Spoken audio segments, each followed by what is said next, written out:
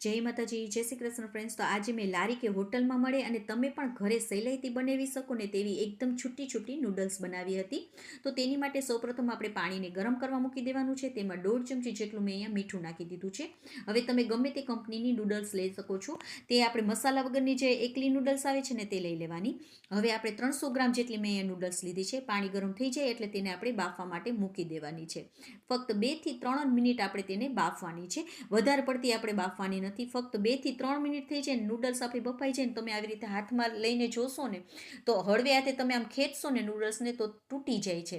તો આપણે 70 થી 80% જેટલી જ આટલીક જ આપણે નૂડલ્સને બાફવાની છે. જો તમે વધારે પડતી બાફી લેશો ને તો તમારી નૂડલ્સ એકદમ ચોટી જશે એકબીજા સાથે. એટલે આપણે 70 થી 80% જેટલી નૂડલ્સને બાફી લેવાની. પછી તેને આપણે ચાળણીમાં કાઢી લેવાની અને ઠંડુ પાણી ઉપરથી તરત જ નાખી દેવાનું છે. હવે પાણીને આપણે આવી રીતે નિતારી લેવાનું છે. તો હવે આપણે તેમાં 2 ચમચી જેટલું આપણે હવે ઉપરથી તેલ નાખી દેવાનું છે.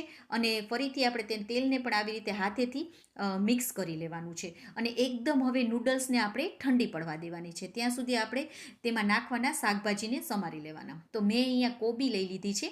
તો તેને આપણે પતલી પતલી સ્લાઇસમાં કાપી લેવાની છે. સાથે મેં અહીંયા એક ગાજર લઈ લીધું છે. સાથે મેં અહીંયા એક શિમલા મરચું લીધું છે. તો તેને પણ આવી રીતે કટ કરી લેશું. અને એક મીડિયમ સાઇઝની ડુંગળીને પણ આવી રીતે કટકા કરી લેવાના છે. ત્યાં સુધીમાં આપણી નૂડલ્સ પણ ઠંડી થઈ ગઈ છે. તો 2 ચમચી જેટલા તેલને ગરમ કરવા મૂકવાનું છે અને આવી રીતે બધે ફેલાવી દેવાનું. હવે ગેસની ફ્લેમને આપણે ફૂલ જ રાખવાનું. તેનો સ્મોકી ટેસ્ટ આવશે ને તો જ મજા આવશે. એટલે પૂરી પ્રોસેસમાં હવે આપણે ગેસની ફ્લેમને ફૂલ જ રાખીશું. તો મેં અહીંયા આદુ, મરચાં અને લસણ નાખી દીધા છે. આદુ અને લસણને આપણે વધારે પ્રમાણમાં જ નાખવાનું. તો એનો ટેસ્ટ બહુ જ સરસ આવશે. હવે ડુંગળી નાખી દેવાની. તેને આપણે થોડો કલર ચેન્જ થાય ને ત્યાં સુધી સતળાવા દેવાનું છે. પછી જે શાકભાજી કાપેલા છે ને તે બધા નાખી દેશું. તેને પણ ફક્ત 2 જ મિનિટ માટે આપણે કૂક કરી લેવાના છે. પછી જરૂર મુજબ મીઠું, 1 ચમચી કાળા મરીનો ભૂક્કો, સાથે મેં અહીંયા સોયા સોસ નાખેલો છે. 2 ચમચી જેટલો સોયા સોસ નાખી દેવાનો છે.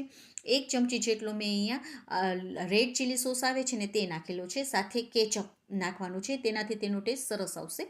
અને 1 ચમચી જેટલું આપણે વિનેગર નાખીશું. અને જો તમારી પાસે વિનેગર ના હોય ને તો તમે લીંબુનો રસ પણ આની જગ્યાએ નાખી શકો છો.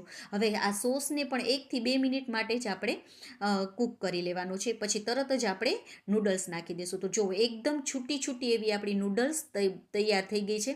તો તમે પણ એકવાર આવી રીતે જરૂરથી ટ્રાય કરજો. અને આ એક જ વસ્તુ યાદ રાખવાનું છે કે નૂડલ્સને આપણે બહુ વધારે પડતી ચડવા નથી દેવાની, બાફવાની નથી. તો તમારી નૂડલ્સ પણ બહાર જેવી એકદમ ટેસ્ટી બનશે. તો તમે પણ એકવાર જરૂરથી ટ્રાય કરજો. આ બધાને ખૂબ જ પસંદ આવશે અને બહાર કરતાં પણ એકદમ ટેસ્ટી એવી લાગે છે. અને હા, જો તમને મારી રેસિપી ગમી હોય તો પ્લીઝ લાઇક કરજો. અને મારી ચેનલમાં નવા હોય તો સબસ્ક્રાઈબ પણ કરજો. અને તમને મારી રેસિપી કેવી લાગી તે કમેન્ટ કરીને પણ કહેજો. Okay friends, bye. જય માતાજી.